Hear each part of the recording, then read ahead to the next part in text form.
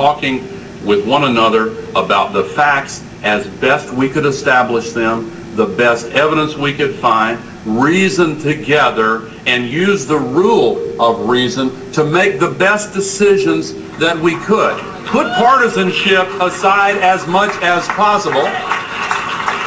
Of course, there's always going to be partisanship. But let's join together as Americans to try to do what is right for our country. And how do we determine what's right? By looking at the facts and by being honest with one another and being truthful with one another. If it offends some big company or some special interest, so be it. Let's do what's right for the people.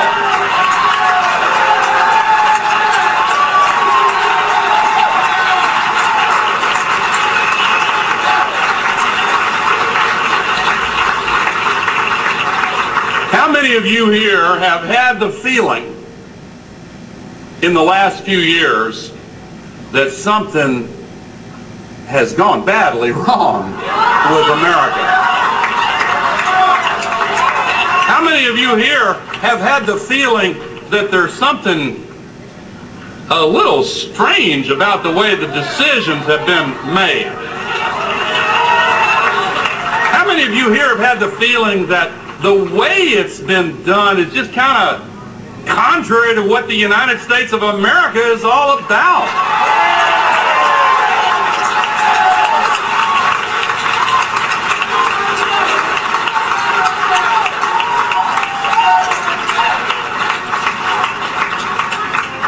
General George Washington. General George Washington at Valley Forge, in the darkest hours of our revolution, during a time when a war correspondent named Thomas Paine wrote, "These are the times that try men's souls," led an army, ragtag as it was, trying to survive that cold winter and emerge in the spring with some chance of victory, to bring forth a new nation based on liberty and the principles of justice that mark America's role in the world. And during that cold winter, some British soldiers were captured, and while they were held, two of Washington's lieutenants came and said, "You know, our soldiers, whether captured by the British or their allies, the Hessians, have been tortured terribly. Some of the fellows want to return the favor and torture these captives." And George Washington said no. No matter that in all of prior history that has been commonplace, we are different.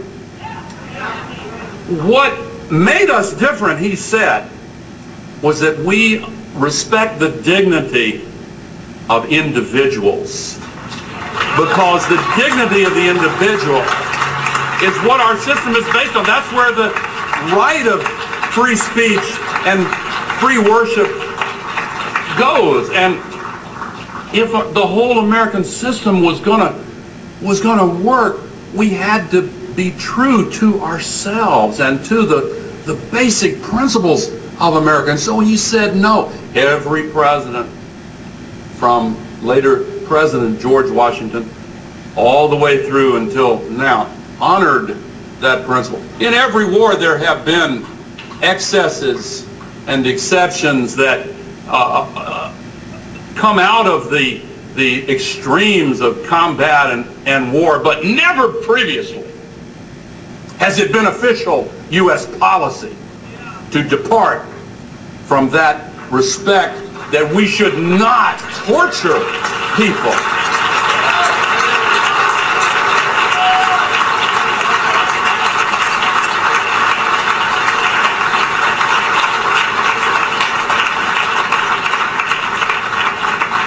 My friends, I truly believe,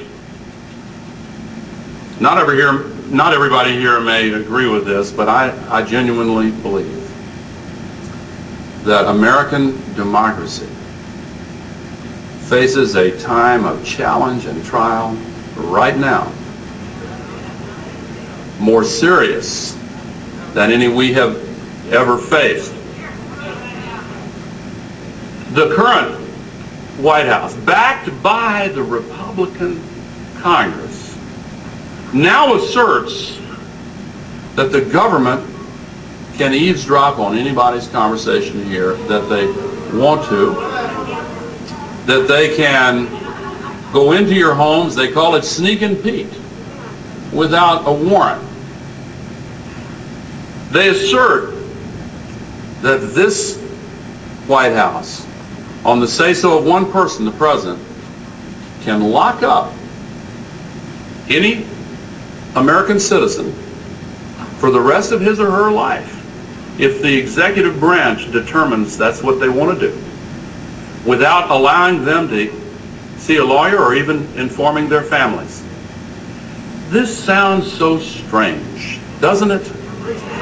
It's so contrary to the Constitution and to our way of life and to our principles. But let me close by telling you that the good news is America is waking up to their game. America is catching on to what they're all about. Even many Republicans are saying enough is enough.